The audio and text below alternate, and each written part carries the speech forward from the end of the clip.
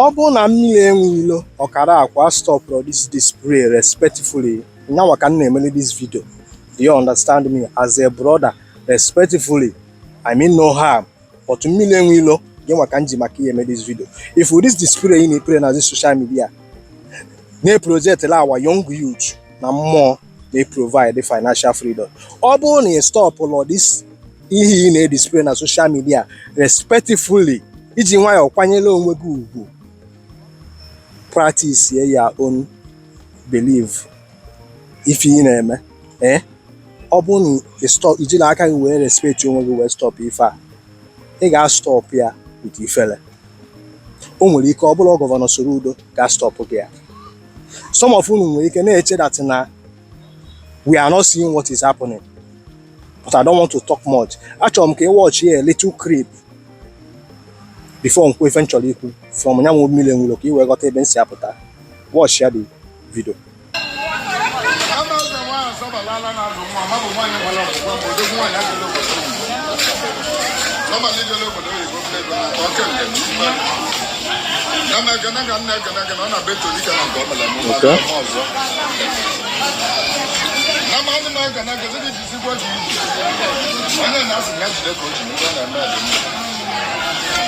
Somebody else can. I think you need them a better in the world. That would be the people on our radio. I'm not very much again. Let me go. The one what I get. I took one in the one I saw my land. I'm one of them in a very good motor where they are.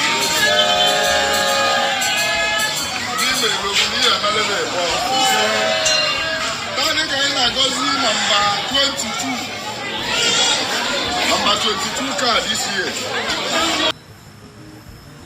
Now, only point in chọrọ iji wee kwuo okwu ebe a. That ebe a mmiri enwilo ya wepụta sị that na Sọbalị jere obodo oyibo bute ego wee nata. Na Sọbalị na-ebunye ụmụ ya moto. Ihe a bụ my problem. Ihe a bụ an issue to me. I'm against anybody. Also, quite again on ordinana. Also, quite again on Okaki. I'm against anybody that put a new project again as spirit. That's in financial freedom. More spirit making a go, he will more spirit ya solve any problem. Listen to me. Open in a video market. More in a few of them. More we go to Yagogo. Search the youngest billionaire in dollar. No one man again abono. Only any African citizen in that race. The youngest again billionaire in dollar. Only African citizen in that race. Mana aye one on Africa ka akụkọ na mmụọ na-enye ndị mmadụ world. Na mmụọ na-eje obodo oyibo bulu ego nata. Obo that na mmiri enwilo stop this misinformation. Ọ na-enye our young youth bụ ndị Igbo. Na project lefa that na mmụọ na-enye ife a na-akpọ financial freedom. Obo no stop ife this display respectfully. Ọ ga-eji ifele one day we stop ya. Go to me anywhere. Mark today's date. Nature will bear me witness. Because mụ na aga na abụ ndị Igbo ka ịbụ. Go to Yagogo. The youngest among all these people are the youngest billionaire no what today, the 19 years from Germany, followed by nke they call the 20 years, called 21 years from Italy. Korea no there. Ndị a na-agwa gị nwere nke cross bela 30 years, all between age of 20 to 19, 21. The more I provide that well to go to Google, joy for if those skills they provide if goods and services, and now somebody and alone a village here now I get that in Oxamaya so Balijero Obodo Ibobulego Wenata. Then a graph in a j as the one somebody make Ibuten Obodo Ibobe Bata, you will go second hand Belgian the moto. There was insecurity. Now, what am I saying in essence? All unu che that na ya da afife na eme. Even government are saying all these things, but they just keep on watching you. If you mmiri enwe ilo, ọ bụrụ that you stop or if I'm na agwa gị, ị ga stop ya shamefully. I mean no harm, because for me, here are misinformation. If you want to make wealth, if you want to have financial freedom, start providing goods and services. Obodo ọbụla na village ọbụla nọ n'ala Igbo today na lack something.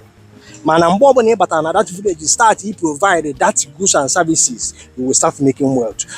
Stop allowing these people to manipulate you, because onye ọbụla na-agwa gị that na spirit na solve a problem is a manipulator and a deceiver.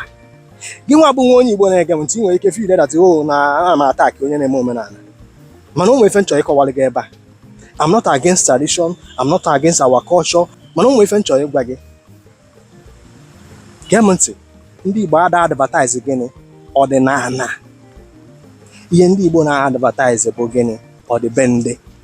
Etu anyị si eyi akwa, etu anyị si agba mmanwụ, etu anyị si eli ji, etu anyị si anụ nwaanyị. Ife ndị Igbo na-advertise. That is why I bata na Sunday iti na Igbo today. You try to take a picture from our video for asking no. Do you understand what I'm saying? You can go and ask question. Man, if you're not calling a bar, you want to go to I'm against anybody will keep it on the social media now.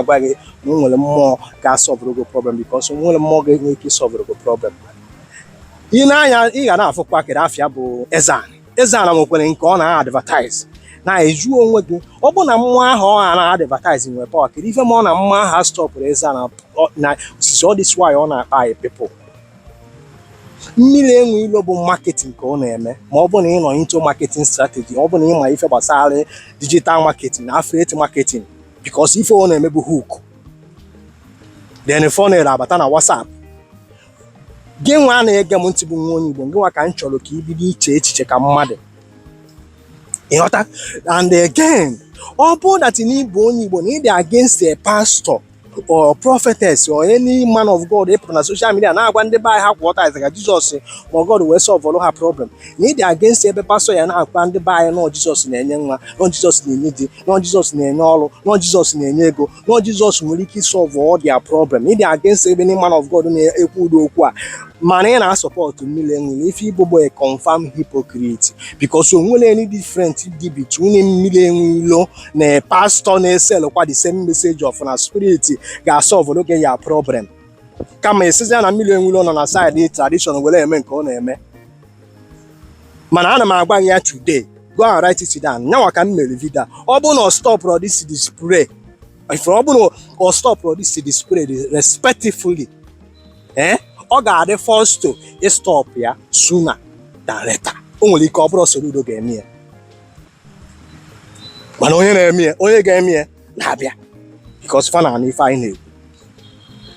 Ị nwere ike take a video ma assist no ihe joke no ihe mkparị amụ, mana mara amara that o nwere ndị na-afọ ife a na-eme. Kedu na ka mmadụ nwere ike isi wee pụta na this century mụ na gị na-agba nọ na ọ na comfort zone ye n'obodo enwere steady electricity, obodo anyị enwere security, obodo onye ọbụla na-agha ada na-agwa gị that na spirit na solve problem, na spirit ga-enye gị ego.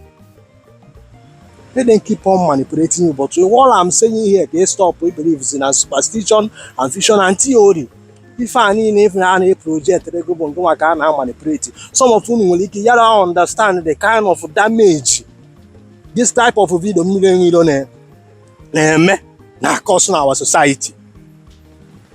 Because if I get a lot of our youth, if I did lazy, hard working, if I'm mandazing. Now, once I get the youngest billionaire in dollar know what today, get them more provided for their wealth.